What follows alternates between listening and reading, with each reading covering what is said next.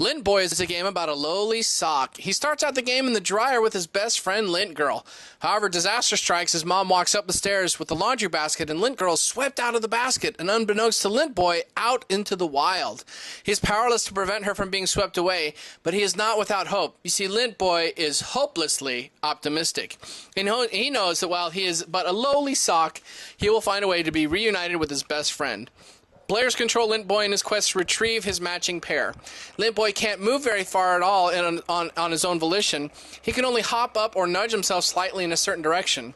He moves about primarily by static clinging to other moving objects, people, clothing, animals, or by the forces of the environment, fans, wind gusts, running water, etc.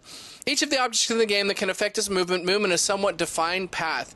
As the player attempts the level, it becomes clear that by glomming onto these other moving objects, he or she can solve the puzzle of how to get Lint Boy to his intended destination. The game progresses as Lint Boy slowly uncovers what happened to his beloved Lint Girl and eventually finds her and rejoices. Now the second part of the game begins as he brings her back into the house and into the circle of life of the family's laundry. It becomes necessary to control both Lint Boy and Lint Girl to solve the puzzles on the way home.